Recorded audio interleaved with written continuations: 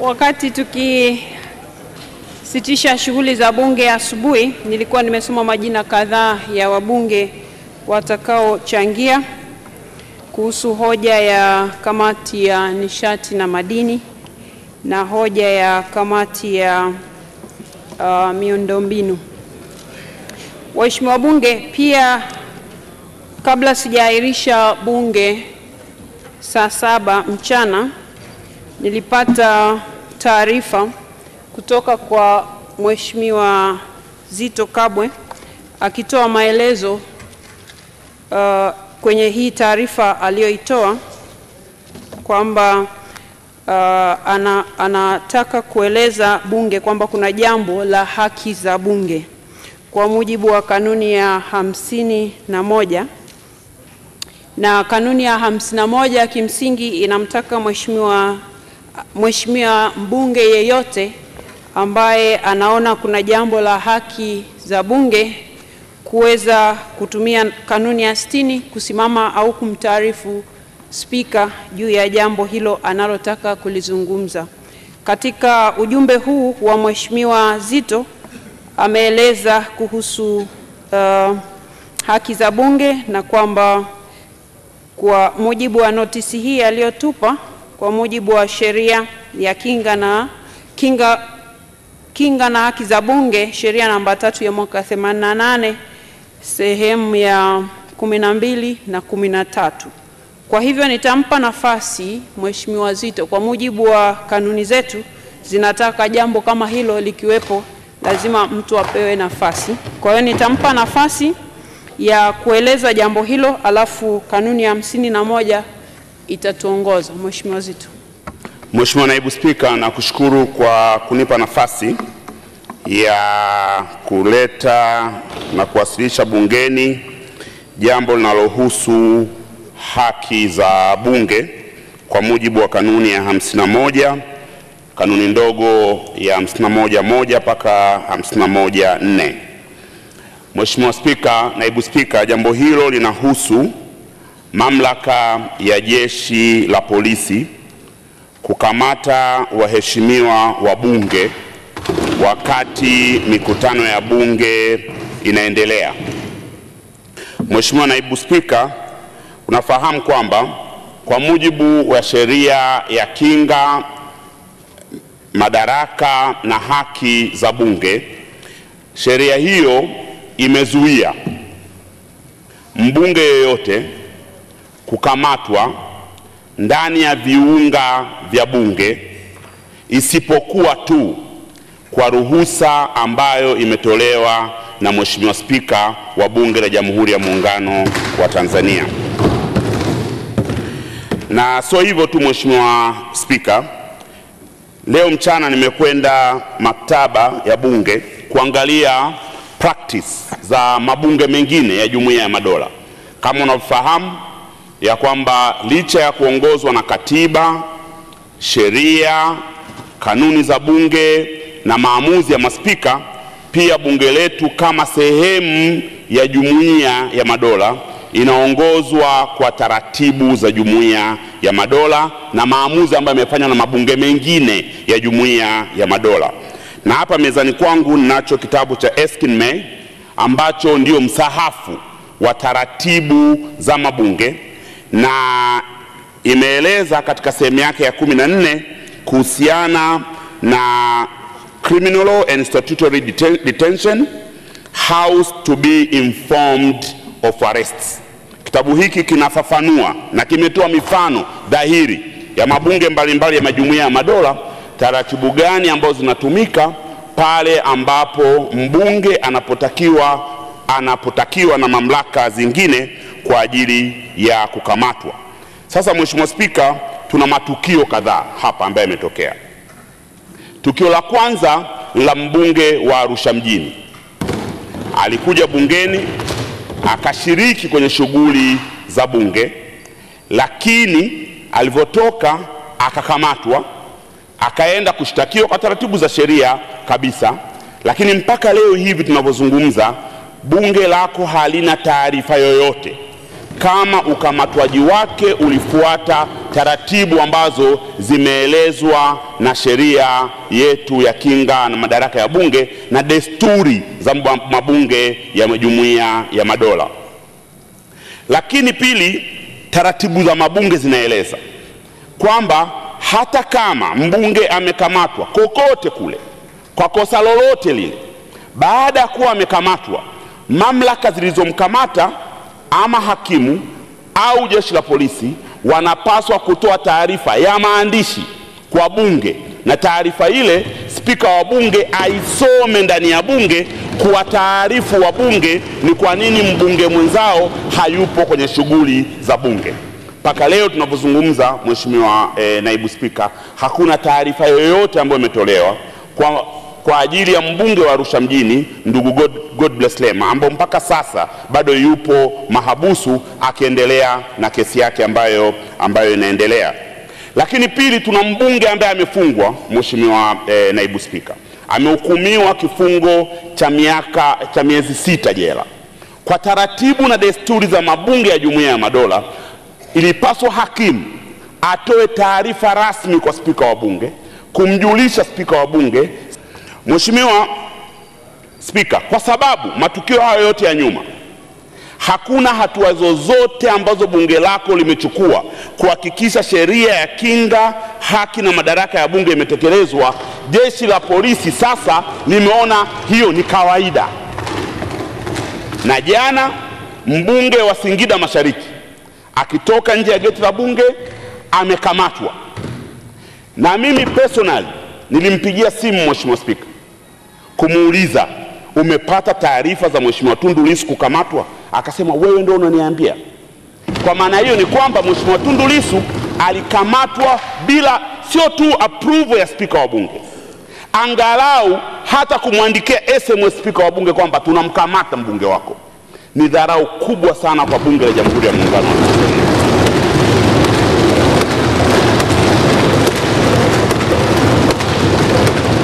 Mheshimiwa Spika, mihimili yote ya dola inalinda hadhi yake kwa wivu wa hali ya juu.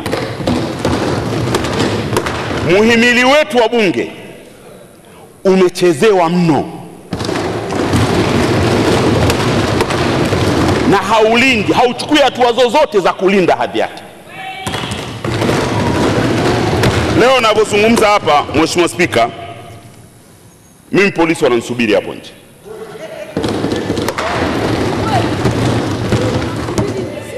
Nimetumia tu privilege ya bunge, sijatoka nje ya gate sababu hawawezi kuingia kwenye precinct ya bunge, lakini najua ndakapotoka watanikamata. Niko tayari wanikamate, lakini taarifa hii iweze kufahamika kwamba angalau basi wewe kwenye kiti hicho upate taarifa ili kuweza kuhakikisha ya kwamba taratibu zote zinaweza zikatakiwa.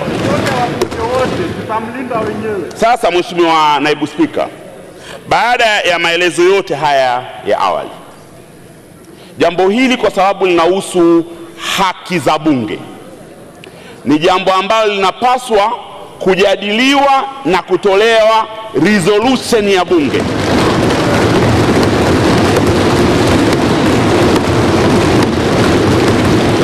Na niwaombe wabunge wenzangu,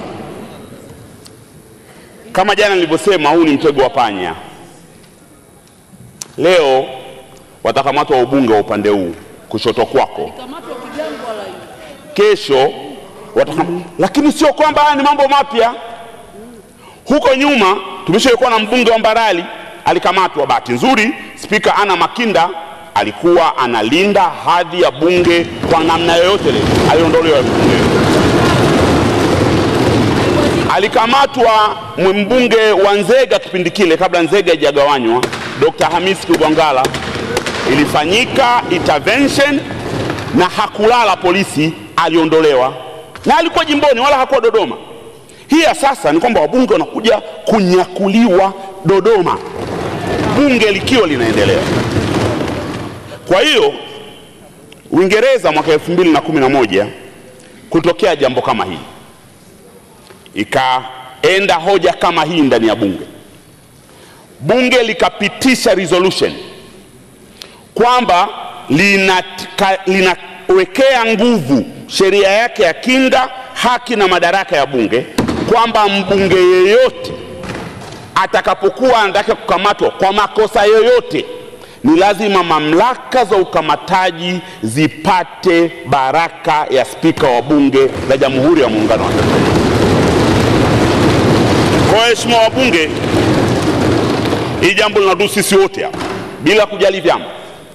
Kwa naomba nitoe hoja kwamba bunge hili liazimie kutilia nguvu sheria ya haki, kinga na madaraka ya bunge. Mheshimiwa Zitto, kabla hujamalizia maana naona unasema unataka kutoa hoja. Kanuni ya 51(3) ni mpaka mimi nikishaongea ndio utaruhusiwa aidha utoe hoja ama tutaendelea na utaratibu mwingine. Malizia maelezo yako. Mheshimiwa Naibu Spika, kwa mujibu wa kanuni ya 51(3) naomba sasa utoe maelezo yako. Waheshimiwa wabunge, kama nilivyotoa maelezo kuhusu taarifa ya Mheshimiwa Zitto na kwamba alikuwa amesema angetaka kueleza kuhusu haki za bunge kwa mujibu wa kanuni ya 51, sitayarudia yote isipokuwa kwa ufupi ili kuweza kuyaweka vizuri maelezo nitakayoyatoa. Mheshimiwa Zitto ameeleza kuhusu mamlaka ya jeshi la polisi kukamata wabunge wakati wakiwa kwenye shughuli za bunge ama wakati wakifanya shughuli za bunge ama wakati shughuli za bunge zikiendelea.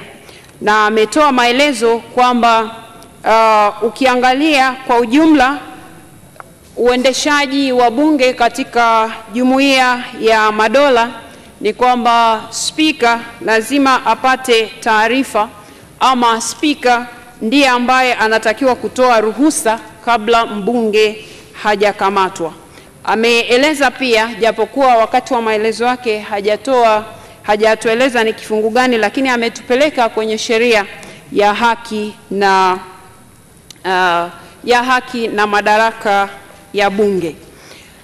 Wakati akieleza hayo ametoa mifano ya wabunge mbalimbali ambao wamepata tabu. Amemwelezea Mheshimiwa Godbless Lema, akamwelezea Mheshimiwa Peter Lijualikali. Mheshimiwa Godbless Lema, kwa mujibu wa taarifa aliyoitoa, ni kwamba alikamatwa akiwa anatoka bungeni na mpaka leo hajaweza kutoka kifungoni. Lakini pia ametoa maelezo kuhusu Mheshimiwa Peter Lijualikali akisema kwamba amefungwa kifungo cha miezi 6, lakini kwa mujibu wa taarifa alizozisoma kuhusu uendeshaji wa mabunge katika Jumuiya ya Madola ni kwamba hakimu alipaswa atoe taarifa kwa spika na spika aje atoe taarifa bungeni kuhusu Mheshimiwa Godbless Lema, lakini pia kuhusu Mheshimiwa Lijualikali. Katika maelezo yake Mheshimiwa Zitto ameeleza kwamba kwa kuwa hayo matukio mawili yalipotokea bunge halikuchukua hatua yoyote, na kwa hivyo polisi wameendelea na vitendo hivyo, ikiwa ni pamoja na kumkamata Mheshimiwa Tundu Lissu jana tarehe 6 Februari. Na ameeleza pia wakati akimalizia maelezo yake kwamba hata yeye anazo taarifa kwamba na yeye atakapotoka leo atakamatwa, maana yake atakapotoka nje ya maeneo ya bunge. Waheshimiwa wabunge, sheria tulionayo sisi ili tuweze kupata mwelekeo wa pamoja, kanuni ya 5 inaeleza hivi, nitasoma fasili ya kwanza. Katika kutekeleza majukumu yake yaliyotajwa katika ibara ya 84 ya katiba, spika ataongozwa na kanuni hizi. Na pale ambapo kanuni hazikutoa mwongozo, basi spika atafanya kazi kwa kuzingatia katiba, sheria nyingine za nchi, kanuni nyingine zilizopo, maamuzi ya awali ya maspika wa bunge pamoja na mila na desturi za mabunge mengine yenye utaratibu wa kibunge unaofanana na utaratibu wa bunge la Tanzania. Waheshimiwa wabunge, pale ambapo kanuni zinatoa maelekezo ya nini cha kufanya, tutazitumia kanuni. Pale ambapo kanuni hazina jambo la moja kwa moja namna ya kufanya, basi tutatumia utaratibu aliotoa maelezo Mheshimiwa Zitto. Baada ya kusema hayo, waheshimiwa wabunge, sheria yetu ya haki na madaraka ya bunge kifungu cha 12 na kifungu cha 13, lakini pia kuna kifungu cha 6, cha 7 na cha 8. Ukivisoma hivi vyote kwa pamoja, vitakupa maelezo ni katika maeneo gani ambayo mbunge hataweza kukamatwa, wala Mheshimiwa Spika hata wangemtaarifu hawataweza kumkamata. Sasa maelezo kwa ujumla, kwa sababu sheria hii pamoja na kwamba iko Kiingereza, sina haja ya kuisoma, iko wazi na wote naamini tunazo. Ukisoma kifungu cha 12 kinaongelea kuhusu mambo ya madai ama kesi za madai, si kesi nyinginezo. Sasa katika maelezo yote aliyoyatoa Mheshimiwa Zitto, mimi niseme wazi, kiti kimemwelewa, na kwa ujumla wote, si kwamba kiti kwa namna yoyote kinafurahia ama mbunge akipata tabu, lakini mbunge atakapokuwa amekamatwa kwa kosa ambalo sio la madai, Spika kupewa taarifa kwa mujibu wa namna mabunge mengine yanavyoendesha taratibu zao za kwetu sisi. Kwa kuwa tunayo sheria inayosema hivyo, basi tutafuata utaratibu ulioko kwenye sheria. Makosa ambayo si ya madai, Spika kupewa taarifa, sawa, ni utaratibu mzuri, lakini asipopewa haimaanishi mbunge hatokamatwa kwa kosa ambalo si la madai. Makosa ya madai ndiyo ambayo sheria hii inayaongelea, na kwamba lazima Spika kwa namna moja ama nyingine itolewe taarifa. Kwa sababu hiyo, Mheshimiwa Lima, naomba ukae. Kwa sababu hiyo, waheshimiwa wabunge, kanuni ya 51 inayoeleza kuhusu masuala yanayohusu haki za bunge, na fasili, ukiisoma fasili ya 3 inasema hivi: endapo Spika ataamua kwamba jambo hilo linahusu haki za bunge, basi atampa nafasi mbunge husika kutoa hoja yake, kisha hoja hiyo itapewa kipaumbele katika kupanga shughuli nyingine zote za kikao kinachofuata. Sawa, katika utaratibu unaendelea sasa. Fasili inayofuata ya 4, lakini fasili ya 3 inanipa mimi maelekezo kwamba nikishajiridhisha kama hoja iliyotolewa ni ya kuhusu haki za bunge, basi nitaitoa hoja hiyo, ili ningempa nafasi sasa Mheshimiwa Zitto atoe hoja ili bunge lijadili. Sasa kwa maelezo niliyotoa kwa mujibu wa sheria yetu tulionayo kwamba inahusu makosa. Mheshimiwa Lima, tafadhali, nimesimama, naomba ukae. Mheshimiwa Lima, naomba ukae. Sasa naomba ukae Mheshimiwa Lima, nimesimama.